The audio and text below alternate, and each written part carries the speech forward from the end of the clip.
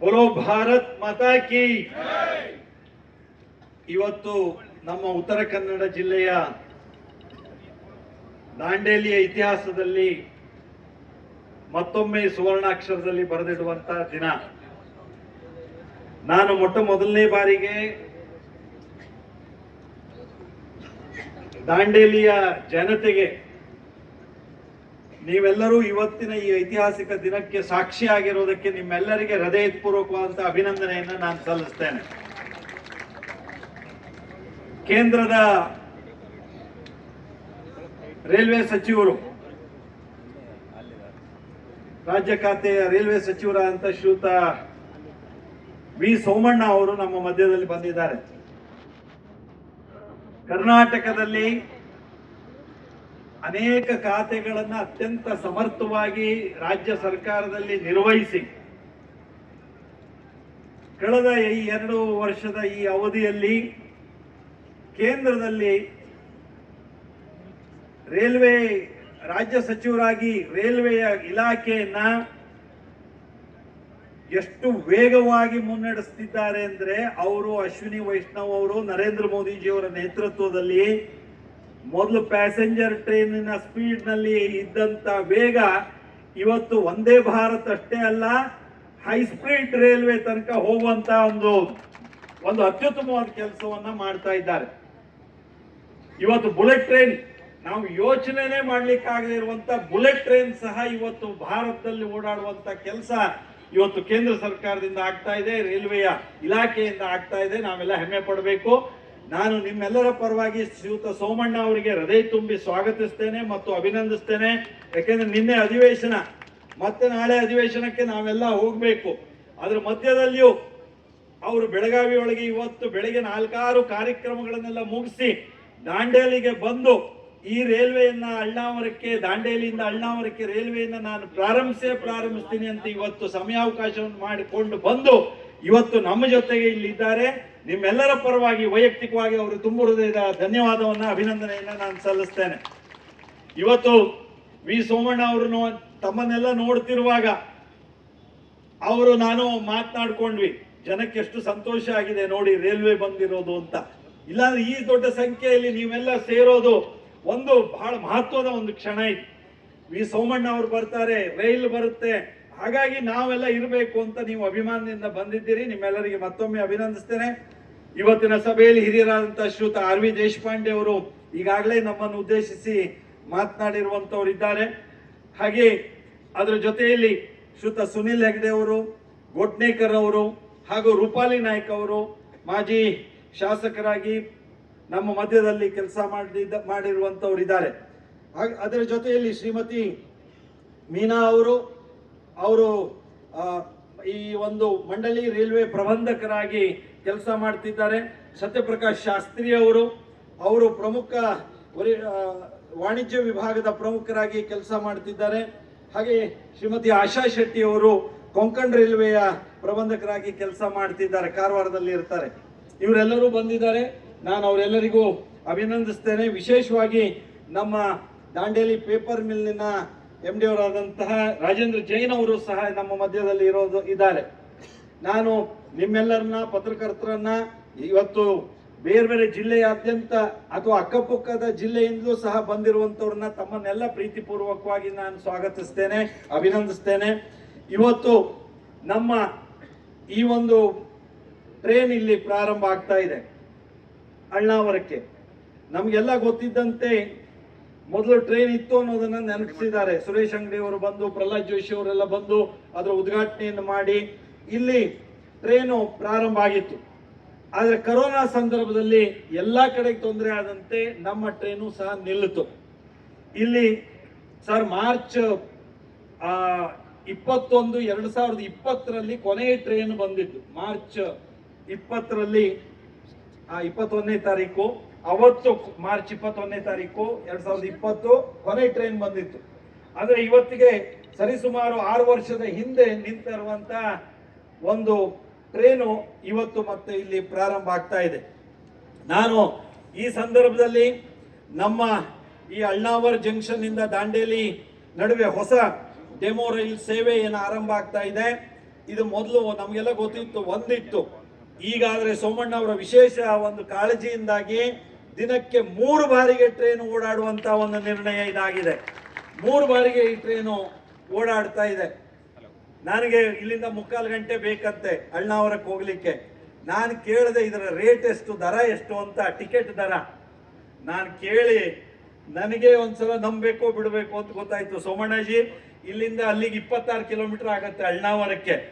ನಿಮ್ಮ ರೈಲ್ವೆ ಖಾತೆ ಜನಪರವಾಗಿ, ಬಡವರ ಪರವಾಗಿ ನಮಗೆಲ್ಲ ಎಷ್ಟು ಸಹಾಯ ಮಾಡ್ತಾ ಇದೆ ಅಂದ್ರೆ, ಇಲ್ಲಿಂದ ಅಳ್ನಾವರಕ್ಕೆ ಕೇವಲ 10 ರೂಪಾಯಿಯಲ್ಲಿ ನಾವು ಪ್ರವಾಸ ಮಾಡಬಹುದು, ಕೇವಲ 10 ರೂಪಾಯಿಯಲ್ಲಿ.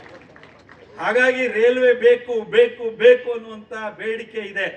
ನಾನು ಶ್ರೀಯುತ ದೇಶಪಾಂಡೆ ಅವರಲ್ಲೂ ಮಾತಾಡಿದೆ, ನಾವೆಲ್ಲ ಮಾತನಾಡ್ತಾ ಇದ್ವಿ. 10 ರೂಪಾಯಿಗೆ ಇಲ್ಲಿಂದ ಅಳ್ನಾವರಕ್ಕೆ ಹೋಗ್ಬಿಡ್ತೀವಿ, ಆದ್ರೆ ದಾಂಡೇಲಿ ಬಸ್ ಸ್ಟ್ಯಾಂಡ್ ಇಂದ ನಮ್ಮ ನಮ್ಮ ದಾಂಡೇಲಿ ಸ್ಟೇಷನ್ಗೆ ಬರಬೇಕು ಅಂದ್ರೆ 100 ರೂಪಾಯಿ ಆಗತ್ತೆ ಅಂತ. ಹಾಗಾಗಿ ನಾನು ದೇಶಪಾಂಡೆ ಅವರು ಮಾತಾಡ್ಕೊಂಡಿದ್ದೀವಿ, ನಾವು ಮುಂದಿನ ದಿನದಲ್ಲಿ ನಮ್ಮ ಸಿಟಿ ಬಸ್ ಏನಿದೆಯೋ ಅದು ಈ ರೈಲ್ವೆಗೆ ಕನೆಕ್ಟ್ ಆಗುವಂತೆ ನಾವು ಮಾಡಬೇಕು ಅನ್ನೋದನ್ನ ನಾವು ಮಾತನಾಡ್ಕೊಂಡಿದ್ದೀವಿ. ಅವರು ನಮ್ಮ NWRTC ಅವ್ರ ಹತ್ರ ಮಾತನಾಡಿ ಅದನ್ನ ಕನೆಕ್ಟಿವಿಟಿಗೂ ನಾವು ಪ್ರಯತ್ನ ಮಾಡ್ತೀವಿ. ನಮಗೆ ಮತ್ತೆ ಕೇಳಿದ್ರು, ಸರ್ 10 ರೂಪಾಯಿ ಚೀಪ್ನಲ್ಲಿ ಅಲ್ಲಿಂದ ಬಸ್ನಲ್ಲಿ ಇಲ್ಲಿಗೆ ಬರ್ತೀವಿ, ಮತ್ತು ಮಹಿಳೆಯರಿಗೆ ಏನಾದ್ರು ಫ್ರೀ ಇದೆಯಾ ಅಂತ ಕೇಳಿದ್ರು. ಮಹಿಳೆಯರಿಗೂ 10 ರೂಪಾಯಿ, ಮತ್ತೆ ಇದು ಎಲ್ಲ ಫ್ರೀ ಇದೆ ಅಂತ ಇಲ್ಲೂ ಫ್ರೀ ಹತ್ತಬೇಡ್ರಿ, ಮತ್ತೆ ಇಲ್ಲ 10 ರೂಪಾಯಿ ಕೊಟ್ಟೆ ಹತ್ತಬೇಕಾಗತ್ತೆ. ಹಾಗಾಗಿ ಈ ಫ್ರೀ ಸಾಮ್ರಾಜ್ಯದಲ್ಲಿ ಕಳೆದು ಹೋಗ್ಬಿಡ್ತೇವೇನೋ ಅಂತ ಅನ್ಸುತ್ತೆ. ಕಳೆದು ಹೋಗಿದ್ದೇವೆ, ಆದ್ರೆ ಇನ್ನೂ ಮತ್ತೆ ಹಾಗೆ ಅನ್ಸುತ್ತೆ ಅನೇಕ ಸಂದರ್ಭದಲ್ಲಿ. ಆದ್ರೆ ಹಾಗಾಗಿ ನಮ್ಗೆ 10 ರೂಪಾಯಿಯಲ್ಲಿ ಅಲ್ಲಿ ಹೋಗ್ಲಿಕ್ಕಾಗತ್ತೆ. ಇಲ್ಲಿಗ ಆ ಕನೆಕ್ಟಿಂಗ್ ಬಸ್ ಇಲ್ಲಿಗೆ ವ್ಯವಸ್ಥೆ ಮಾಡೋದಕ್ಕೆ ಮಾತಾಡ್ಕೊಂಡಿದೀವಿ. ನಾನು NWRTC ಅವ್ರ ಹತ್ರ ನಾವೆಲ್ಲ ಮಾತನಾಡಿ ಅದನ್ನ ಮುಂದೆ ಹೋಗುತ್ತಂತೆ, ಇಲ್ಲಿಗೆ ಈ ಟ್ರೈನ್ ಬರುವಾಗಿದ್ದಕ್ಕೆ ಲಿಂಕ್ ಕೊಡೋದಕ್ಕೆ ನಮ್ಮ ಪ್ರಯತ್ನ ನಾವು ಮಾಡ್ತೇವೆ. ನಾವು ಇದನ್ನ ಹೇಳೋದ್ರ ಜೊತೆಯಲ್ಲಿ ಈ ರೈಲ್ವೆಗೆ ಸಂಬಂಧಪಟ್ಟಂತೆ ಈಗಾಗಲೇ ಹೇಳಿರೋ 1-2-3 ಮಾತು ಏನಿದೆ ಅಂದ್ರೆ, ಮೊದಲನೇದಾಗಿ ಈ ಟ್ರೈನು ನಮಗೆ ಹುಬ್ಬಳ್ಳಿಗೆ ಕನೆಕ್ಟ್ ಆಗಲೇಬೇಕು. ಸೋಮಣ್ಣ ಅವರೇ, ತಾವು ಅದಕ್ಕೆ ವಿಶೇಷವಾದಂತಹ ಒಂದು ಕಾಳಜಿಯನ್ನು ವಹಿಸಿ ನಮ್ಮ ಜನಕ್ಕೆ ಅನುಕೂಲ ಮಾಡಿಕೊಡ್ಬೇಕು. ಅದರಿಂದ ನಾವು ಬೆಳಗಾಂ ಸೈಡ್ ಹೋಗೋದಾಗ್ಲಿ ಅತ್ಲಾಗೆ ಬೆಂಗಳೂರು ಸೈಡ್ ಹೋಗೋದಾಗ್ಲಿ ನಮ್ಗೆಲ್ಲದಕ್ಕೂ ಅನುಕೂಲ ಆಗುತ್ತೆ. ಹಾಗಾಗಿ ಇದನ್ನ ಹೇಗಾದ್ರೂ ಅದನ್ನ ನಾವು ಧಾರವಾಡ ಹುಬ್ಬಳ್ಳಿ ತನಕ ನಮಗೆ ಅದಾದ್ರೆ, ಹುಬ್ಬಳ್ಳಿ ತನಕ ಆದ್ರೆ ಎಲ್ಲದಕ್ಕೂ ಕನೆಕ್ಟಿವಿಟಿ ಬಹಳ ಅನುಕೂಲ ಆಗುತ್ತೆ. ಹಾಗಾಗಿ ಅದನ್ನೊಂದು ಮಾಡಿಕೊಡ್ಬೇಕು ಅಂತ ಕೇಳ್ಕೊಳ್ತೀನಿ. ಆದ ತಕ್ಷಣದಲ್ಲಿ ನಿಮ್ಮೆಲ್ಲರ ಬೇಡಿಕೆ ಇದೆ, ಸ್ವಲ್ಪ ಸಮಯ ಹೆಚ್ಚು ಕಡಿಮೆ ಮಾಡ್ಬೇಕ್ರಿ, ಇದು ಬಹಳ ಬೇಗ ಆಯ್ತು, ಬಹಳ ತಡ ಆಯ್ತು, ಹಿಂಗೆಲ್ಲ ಇದೆ. ಒಂದ್ಸಲ ಓಡಾಡ್ಲಿ ಸರಿಯಾಗಿ, ಅಂದ್ರೆ ಅದು ಹಂಗೆ ಓಡಾಡಂಗಿಲ್ಲ, ನಿಮ್ಮನ್ನ ಹಚ್ಕೊಂಡೇ ಓಡಾಡಬೇಕು. ನೀವು ಹತ್ಬೇಕಾದ ಟ್ರೈನು. ನೀವು ದೇಶಪಾಂಡೆ ಅವ್ರು ಹೇಳಿದ್ರು ಅಂತ 1.5 ಗಂಟೆಗೆ ಹುಬ್ಳಿ ಹೋಗ್ಬೋದು ಅಂತ ಹಂಗೆ ಹೊಂಟು ಬಿಟ್ಟಿದ್ದೀರಿ ಎಲ್ಲ. ಮತ್ತೆ ನಮ್ಮ ಟ್ರೈನಲ್ಲಿ ಯಾರು ಹೋಗ್ಬೇಕು ಮತ್ತೆ? ಹಾಗಾಗಿ ಟ್ರೈನ್ ಹತ್ತಿ ಹೋಗಿ ಬಂದು ಮಾಡಿ ಅದು ಟೈಮಿಂಗ್ ಇಂದ ಏನ್ ವ್ಯತ್ಯಾಸ ಇದೆಯೋ ಅದನ್ನು ಸಹ ಸರಿ ಮಾಡ್ಲಿಕ್ಕೆ ನಾವು ನಮ್ಮೆಲ್ಲ ಪ್ರಯತ್ನವನ್ನ ನಾನು ಶ್ರೀಯುತ ಸೋಮಣ್ಣ ಅವ್ರ ಹತ್ರ ಮಾತನಾಡಿ ಅದನ್ನ ಮಾಡಿಸ್ತೇನೆ. ಒಂದು ಸಮಯದ ಹೊಂದಾಣಿಕೆ ಮಾಡೋದು, ಎರಡನೇದು ಈ ಟ್ರೈನು ಹುಬ್ಳಿ ಧಾರವಾಡಕ್ಕೆ ತನಕ ಅದು ಎಕ್ಸ್ಟೆನ್ಷನ್ ಕನೆಕ್ಟಿವಿಟಿ ಕೊಡೋದು, ಮೂರನೇದು ಬಸ್ ಸಿಟಿ ಬಸ್ಸಿನ ಕನೆಕ್ಟಿವಿಟಿ ಕೊಡೋದು. ಇದನ್ನ ಮೂರಂತೂ ನಾವು ಆದ್ಯತೆಯಿಂದ ಇದನ್ನ ಮಾಡಬೇಕು ಅನ್ನುವಂತ ಮಾತನ್ನ ನಾವೆಲ್ಲ ಆಡ್ಕೊಂಡಿದೀವಿ. ಇದಲ್ಲದೆ ನಮಗೆ ದಾಂಡೇಲಿಗೆ, ನಮ್ಮ ಉತ್ತರ ಕನ್ನಡ ಜಿಲ್ಲೆಗೆ ಬಂಧುಗಳೇ, ನಾನು ಬಹಳ ಸಂತೋಷದಿಂದ ಹೇಳ್ತೇನೆ, ನಮ್ಮ ಜಿಲ್ಲೆ ಪ್ರವಾಸೋದ್ಯಮಕ್ಕೆ ಹೇಳಿ ಮಾಡಿಸಿರುವಂತದ್ದು. ಹಾಗಾಗಿ ಪ್ರವಾಸೋದ್ಯಮಕ್ಕೆ ಆದ್ಯತೆ ಕೊಡಬೇಕು. ಇಲ್ಲಿ ಯಾವುದು ಬೃಹತ್ ಯೋಜನೆಯಿಂದ ನಮ್ಮ ಸಾಕಾಗಿದೆ, ನಮಗೆ ಅದರಿಂದ ಆಗ್ತಾ ಇರುವಂತಹ ದುಷ್ಪರಿಣಾಮಗಳನ್ನು ಎದುರಿಸೋದೇ ಸಾಕಾಗಿದೆ. ಹಾಗಾಗಿ ನಮಗೆ ಈಗ ಪ್ರವಾಸೋದ್ಯಮಕ್ಕೆ ಹೇಳಿ ಮಾಡಿಸಿರುವಂತಹ ಜಿಲ್ಲೆ ಉತ್ತರ ಕನ್ನಡ ಜಿಲ್ಲೆ. ಹಾಗಾಗಿ ಅದಕ್ಕೆ ಹೆಚ್ಚು ಆದ್ಯತೆ ಕೊಡೋದ್ರ ಬಗ್ಗೆ ಈ ರೀತಿಯ ಸಂಪರ್ಕಗಳು ಹೆಚ್ಚಾಗಬೇಕು. ಹಾಗಾಗಿ ರಾಷ್ಟ್ರೀಯ ಹೆದ್ದಾರಿಗಳು ಹೆಚ್ಚಾಗ್ತಾ ಇರೋದು ಮತ್ತು ಈಗ ರೈಲ್ವೆ ಕನೆಕ್ಟಿವಿಟಿ ದೃಷ್ಟಿಯಿಂದ ಹೆಚ್ಚಾಗ್ತಾ ಇರೋದು. ಬಂಧುಗಳೇ, ಬಹಳ ಸಂತೋಷದ ಒಂದು ಮಾತನ್ನ ನಾನು ಹೇಳ್ತೇನೆ. ಶ್ರೀಯುತ ಸೋಮಣ್ಣ ಅವರ, ಅಶ್ವಿನಿ ವೈಷ್ಣವ್ ಅವರ ಕಾರಣದಿಂದಾಗಿ, ಪ್ರಧಾನಿ ನರೇಂದ್ರ ಮೋದಿಜಿಯವರ ನೇತೃತ್ವದ ಕಾರಣದಿಂದಾಗಿ ಇವತ್ತು ಹುಬ್ಬಳ್ಳಿ ಅಂಕೋಲಾ ರೈಲ್ವೆ ಲೈನ್ ಸಹ ಆಗೇ ಆಗತ್ತೆ ಅನ್ನುವಂತ ವಿಶ್ವಾಸದ ಹಂತಕ್ಕೆ ನಾವು ಬಂದಿದ್ದೇವೆ. ನಾನು ಸೋಮಣ್ಣ ಅವರಿಗೆ, ಅಶ್ವಿನಿ ವೈಷ್ಣವ್ ಅವರಿಗೆಲ್ಲ ಅಭಿನಂದನೆ ಸಲ್ಲಿಸ್ತೇನೆ. ಅದಕ್ಕೆ ಬೇಕಾದಂತ DPR ಎಲ್ಲ ಆಗಿ, ಕೆಲವು ಕೋರ್ಟು ಕಚೇರಿ ವಿಷಯಗಳೆಲ್ಲ ಮುಗಿದು ಇನ್ಯಾವುದೋ ಒಂದು ರಿಪೋರ್ಟ್ ಒಂದು ಬರೋದಿದೆ. ಅದು ಬಂದ ನಂತರದಲ್ಲಿ ಅದು ಮುಂದಿನ ಆಡಳಿತಾತ್ಮಕ ಒಂದು ಕ್ರಮವನ್ನು ವಹಿಸಿ ಆ ಯೋಜನೆ ಸಹ ಆಗೋದಿದೆ. ಅಲ್ಲದೆ ಇನ್ನೊಂದು ಸಂತೋಷದ ಸಂಗತಿಯನ್ನು ಹೇಳಬೇಕು, ಸುರೇಶ್ ಅಂಗಡಿ ಅವರು ನಾವು ಅವ್ರು ನೆನಪಿಸ್ಕೊಳ್ಬೇಕು. ಯಾಕಂದ್ರೆ ಆ ಸಂದರ್ಭದಲ್ಲಿ ನಾನು ಸ್ಪೀಕರ್ ಇದ್ದೆ. ನಾನು ದೆಹಲಿ ಹೋಗಿ ಅವರಲ್ಲಿ ವಿನಂತಿ ಮಾಡಿಕೊಂಡ ನಂತರದಲ್ಲಿ ಅವರು ತಾಳಗುಪ್ಪ, ಸಿದ್ದಾಪುರ, ಶಿರಸಿ, ಮುಂಡಗೋಡು, ಹುಬ್ಬಳ್ಳಿಗೆ ಕನೆಕ್ಟ್ ಮಾಡುವಂತ ಟ್ರೈನಿಗೆ ಅಗತ್ಯವಾದಂತ ಸರ್ವೆ ಕೆಲಸ ಎಲ್ಲ ಆಗಿ ಈಗ ಕಳೆದ 2 ವರ್ಷದಲ್ಲಿ ಸೋಮಣ್ಣ ಅವರು, ಅಶ್ವಿನಿ ವೈಷ್ಣವ್ ಕಾರಣದಿಂದ ಅದಕ್ಕೆ ಬೇಕಾಗಿರುವ DPRಗಳು ಎಲ್ಲವೂ ಆಗಿ ಅದಿನ್ನೇನು ಕೊನೆಯ ಹಂತದಲ್ಲಿ ಅದು ಮಂಜೂರಾತಿಗೆ ಇದೆ ಅನ್ನುವಂಥದ್ದಿದೆ. ಭವಿಷ್ಯದಲ್ಲಿ ಆ ಯೋಜನೆಯೂ ಹಾಗೆ ಆಗತ್ತೆ ಅನ್ನುವಂಥ ವಿಶ್ವಾಸವನ್ನ ನಿಮ್ಮ ಎದುರುಗಡೆಯಲ್ಲಿ ವ್ಯಕ್ತಪಡಿಸ್ತಾ ಇದ್ದೇನೆ.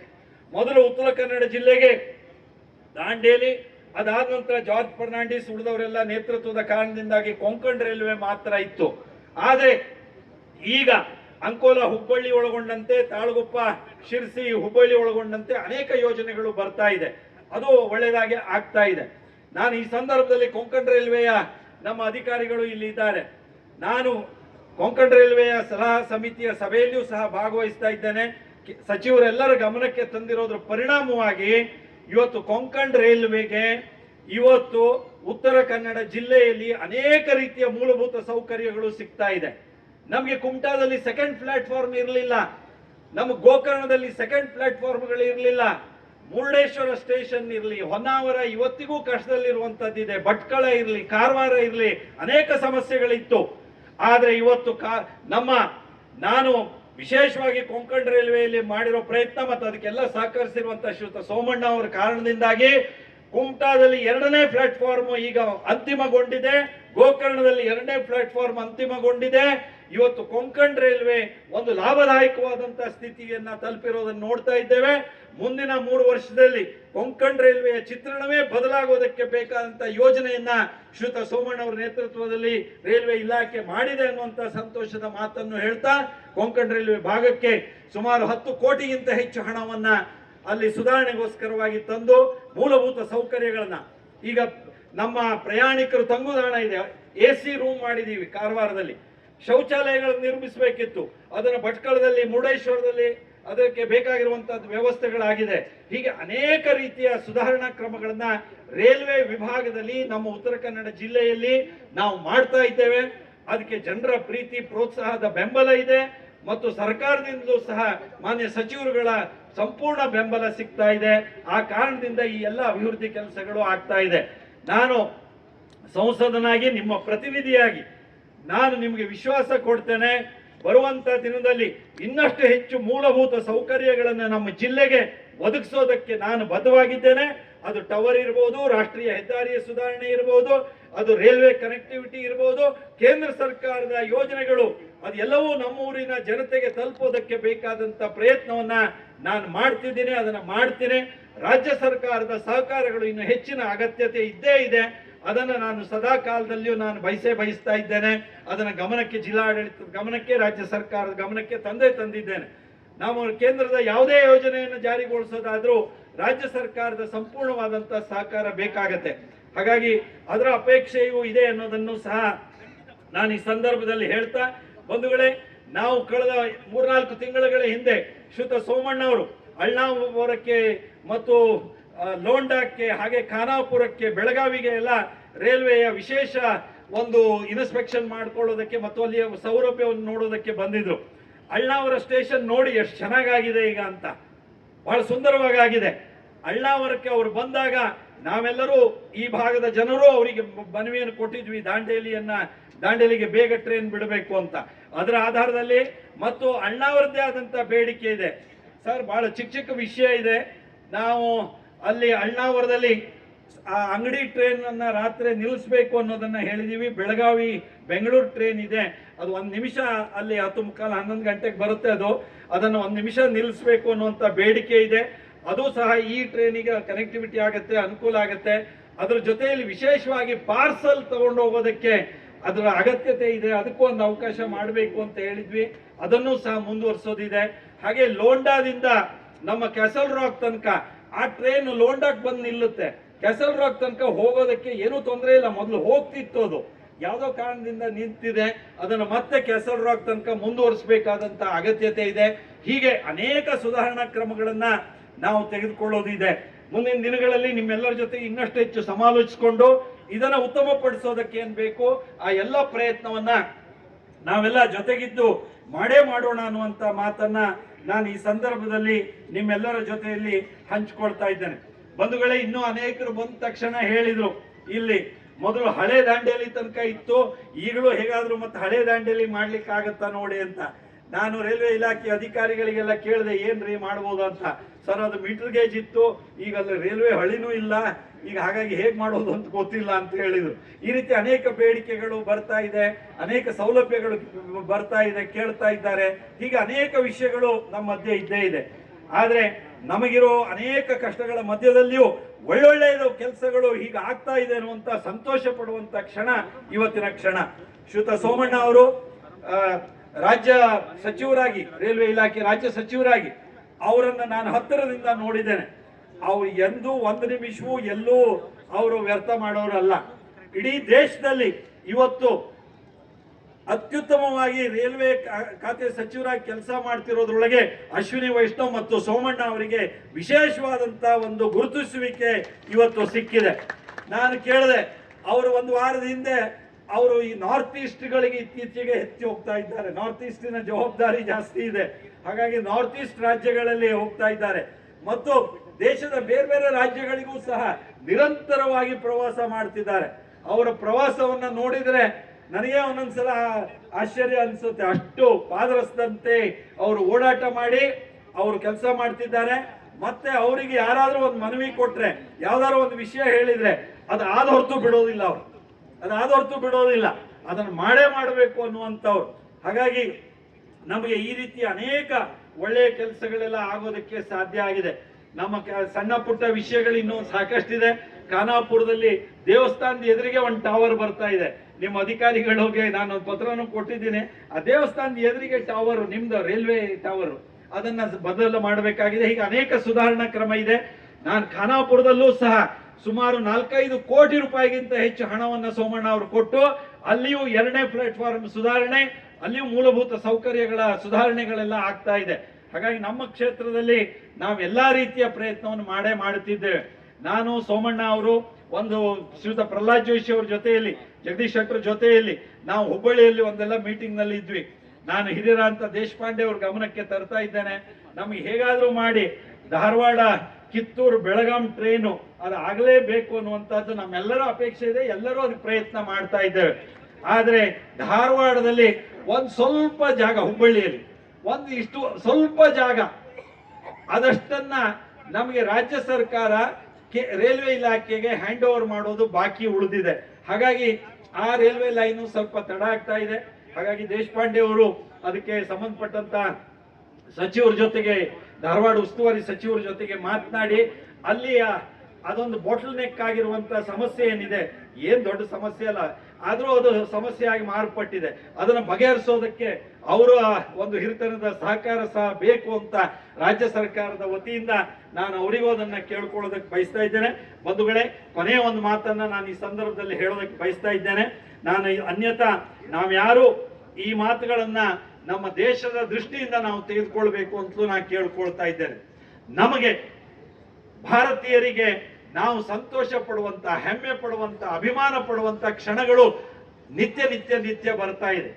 ಇವತ್ತು ಅಮೆರಿಕದ ಜೊತೆಗೆ ಆಗಿರುವಂತ ಒಪ್ಪಂದದ ಕಾರಣದಿಂದಾಗಿ ಭಾರತದ ಆರ್ಥಿಕ ಸ್ಥಿತಿ ವೇಗವಾಗಿ 3ನೇ ಸ್ಥಾನಕ್ಕೆ ಹೋಗುತ್ತೆ, ಜಗತ್ತಿನಲ್ಲೇ 3ನೇ ಸ್ಥಾನಕ್ಕೆ ಹೋಗುತ್ತೆ ಅನ್ನುವಂತ ಒಂದು ಹಂತವನ್ನ ನಾವು ತಲುಪಿದೀವಿ.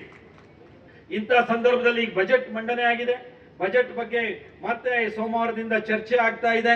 ಒಳ್ಳೆ ಬಜೆಟ್ ಇದೆ, ಬಹಳ ಒಳ್ಳೊಳ್ಳೆ ಯೋಜನೆಗಳು ಸಹ ಜಾರಿಗೆ ಬಂದಿದೆ ಸರ್ಕಾರದ ವತಿಯಿಂದ, ಕೇಂದ್ರ ಸರ್ಕಾರದ ವತಿಯಿಂದ. ಅದನ್ನ ನಮ್ಮ ಜಿಲ್ಲೆಯ ಜನತೆಗೆ, ನಮ್ಮ ರಾಜ್ಯದ ಜನತೆಗೆ ಆ ಯೋಜನೆಯ ಫಲ, ಕೇಂದ್ರ ಸರ್ಕಾರದ ಯೋಜನೆಯ ಫಲ ನಮ್ಮ ಜನಕ್ಕೆ ಅದು ಸಿಗುವಂತೆ ಆಗ್ಬೇಕು. ಹಾಗಾಗಿ ಅದಕ್ಕೆ ರಾಜ್ಯ ಸರ್ಕಾರದ ಸಂಪೂರ್ಣ ಸಹಕಾರ ಬೇಕಾಗತ್ತೆ. ನಾವೆಲ್ಲರೂ ನಮ್ಮ ಕೇಂದ್ರ ಸರ್ಕಾರದ ಯೋಜನೆ, ರಾಜ್ಯ ಸರ್ಕಾರದ ಯೋಜನೆಯ ಲಾಭ ಪಡೆದು ನಮ್ಮ ಜೀವನದ ಅನೇಕ ಕಷ್ಟಗಳನ್ನು ದಾಟಿ ಮುನ್ನಡೆದು ನಾವು ಆರ್ಥಿಕವಾಗಿ ಶಕ್ತಿವಂತರಾಗಿ, ಸಾಮಾಜಿಕವಾಗಿ ಇನ್ನಷ್ಟು ಹೆಚ್ಚು ಬಲಿಷ್ಠರಾಗಿ ನಾವು ಮುನ್ನಡೆಯೋದಕ್ಕೆ ಕಾರಣ ಆಗಬೇಕು ಅನ್ನುವಂತ ಅಪೇಕ್ಷೆಯನ್ನ ಈಗ ನಾನು ವ್ಯಕ್ತಪಡಿಸೋದಕ್ಕೆ ಬಯಸ್ತಾ ಇದ್ದೇನೆ. ಬಂಧುಗಳೇ, ದಾಂಡೇಲಿ ನಮ್ಗೆ ಗೊತ್ತಿದೆ, ಇರೋದು ಒಂದು ಪೇಪರ್ ಮಿಲ್ಲಿನ ಮೂಲಕ ಉದ್ಯೋಗ ದೊರಕ್ತಾ ಇದೆ ಜನತೆಗೆ.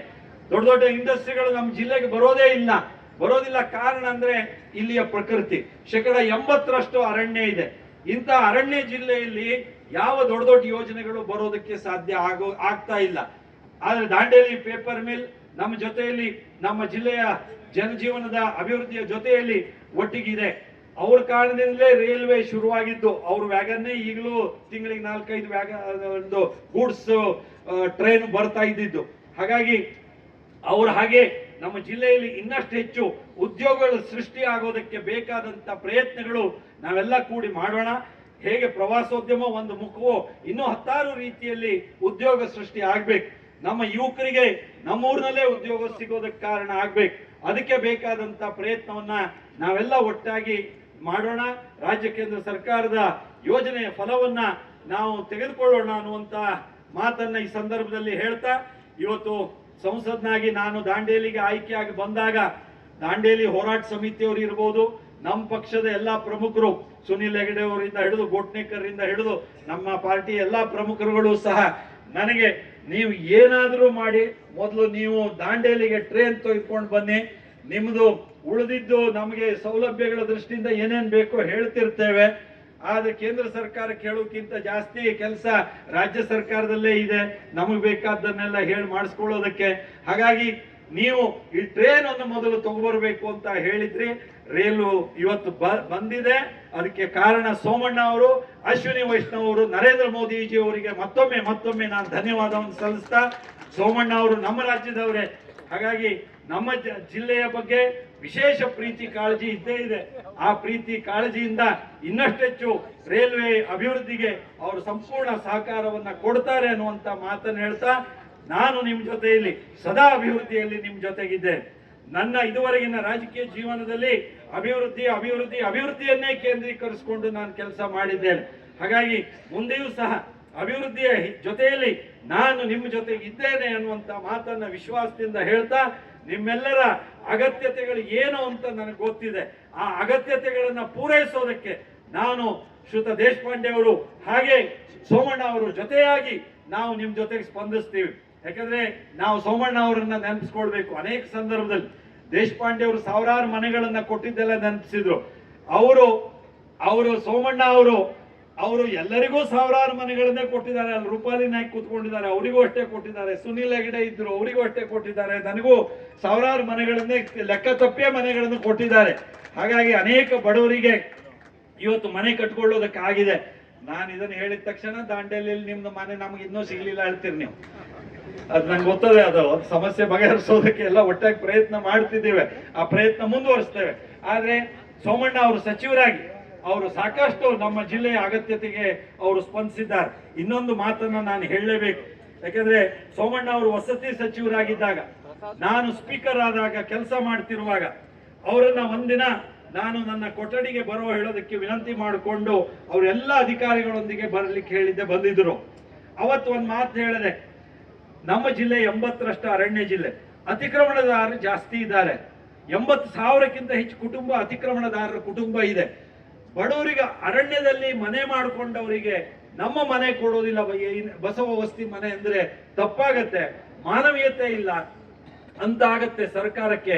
ನಾವು ಬಡವರ ಪರವಾಗಿ ಯೋಚನೆ ಮಾಡಿ, ಯಾರು ಅರಣ್ಯದಲ್ಲಿ ಅತಿಕ್ರಮಣ ಮಾಡಿ ಮನೆ ಕಟ್ಕೊಂಡಿದ್ದಾರೋ, ಮನೆ ನಂಬರ್ ಇದೆಯೋ, ಟ್ಯಾಕ್ಸ್ ಕೊಡ್ತಿದ್ದಾರೋ, ಸರ್ಕಾರದ ಎಲ್ಲ ಸೌಲಭ್ಯ ಇದೆಯೋ, ಅವರಿಗೆಲ್ಲರಿಗೆ ಬಸವ ವಸ್ತಿ ಮನೆಗಳನ್ನ ಕೊಡಬೇಕು ಅಂತ ಅವರಲ್ಲಿ ವಿನಂತಿ ಮಾಡಿಕೊಂಡಾಗ ಅವ್ರು ಹೇಳಿದ್ರು, ಸ್ಪೀಕರ್ ಅವರು ಬಡವರ ಪರವಾದ ವಿಷಯ ಹೇಳ್ತಿದ್ದಾರೆ, ಅವ್ರ ಸೆಕ್ರೆಟರಿಗಳಿಗೆಲ್ಲ ಆದೇಶ ಮಾಡಿದ್ರು, ಇನ್ನೇನು ಕಾಯ್ದೆ ಹುಡುಕ್ಬೇಡ್ರಿ, ಅದನ್ನ ಮಾಡಿ ಆದೇಶ ಮಾಡಿ ನನ್ ಕಳಿಸ್ರಿ ಅದನ್ನ ಅಂತ ಹೇಳಿ ಆದೇಶ ಮಾಡಿ ನಮ್ಮ ಜಿಲ್ಲೆಯಲ್ಲಿ ಅರಣ್ಯದಲ್ಲಿ ಇರುವಂತವರಿಗೆ, ಆ ಕಾಡಿನ ಮಧ್ಯದಲ್ಲಿ ಇರುವಂತವರಿಗೆ, ಅತಿಕ್ರಮಣದಾರರಿಗೆ ಮನೆ ಸಿಗೋದಕ್ಕೆ ಅವರು ಕಾರಣರಾಗಿದ್ದಾರೆ. ಹೀಗೆ ಬಹಳ ಒಳ್ಳೆಯ ಕೆಲಸವನ್ನು ಮಾಡಿರುವಂತಹ ಹಿನ್ನೆಲೆಯನ್ನು ಹೊಂದಿರುವಂತಹ ಸೋಮಣ್ಣ ಅವರು ಇವತ್ತು ರೈಲ್ವೆ ಇಲಾಖೆಯ ರಾಜ್ಯ ಸಚಿವರಾಗಿ ನಮ್ಮ ದಾಂಡೇಲಿಗೆ ಅವರ ಪರಿಶ್ರಮನೇ ಇಲ್ಲಿಗೆ ರೈಲು ಬರೋದಕ್ಕೆ ಕಾರಣ ಆಗಿರೋ. ಮಂಜೂರಾಗಿ ವೇಳಾಪಟ್ಟಿಯಾಗಿ ಹೆಚ್ಚು ಕಡಿಮೆ 2-3 ತಿಂಗಳುಗಳು ನಡೀತಾನೆ ಇತ್ತು. ಆದ್ರೆ ಅದು ಸಮಯಾವಕಾಶ ಇವತ್ತೇ ಅದಾಗಬೇಕು ಅನ್ನುವಂತ ಒಂದು ಶುಭ ದಿನ, ಶುಭ ಮುಹೂರ್ತದಲ್ಲಿ ಅದಾಗಿದೆ. ಈಗ ಅವರ ಭಾಷಣ ಮುಗಿದ ನಂತರದಲ್ಲಿ ನಾನು ನಿಮ್ಮಲ್ಲಿ ವಿನಂತಿ ಮಾಡ್ಕೊಳ್ತೇನೆ, ನಾವೆಲ್ಲರೂ ಮೊದಲು ವೇದಿಕೆ ಮೇಲೆ ಇರುವಂತಹ ಪ್ರಮುಖರು ನಾವೆಲ್ಲ ನಿಧಾನವಾಗಿ ರೈಲ್ವೆ ಹತ್ರ ಹೋಗಿ ರೈಲ್ವೆಯನ್ನ ನಾವು ಬೀಳ್ಕೊಟ್ಟು ಆಮೇಲೆ ಮತ್ತೆ ಇಲ್ಲಿ ವೇದಿಕೆಗೆ ಬಂದು ಮನವಿ ಸ್ವೀಕಾರ ಸನ್ಮಾನ ಸ್ವೀಕಾರ ಮಾಡೋಣ. ಇಲ್ಲಾಂದ್ರೆ ಸಮಯ ಬಹಳ ಗೊಂದಲ ಆಗತ್ತೆ. ಹಾಗಾಗಿ ಏನೋ ಸಮಸ್ಯೆಯನ್ನು ಮಾಡ್ಕೊಳ್ಳದೆ ಗೊಂದಲ ಮಾಡ್ಕೊಳ್ಳದೆ ಸೋಮಣ್ಣ ಅವ್ರ ಮಾತು ಮುಗಿದ ತಕ್ಷಣ ರೈಲ್ವೆಗೆ ಹೋಗಿ ರೈಲ್ವೆಯನ್ನ ನಾವು ಸ್ವಾಗತಿಸಿ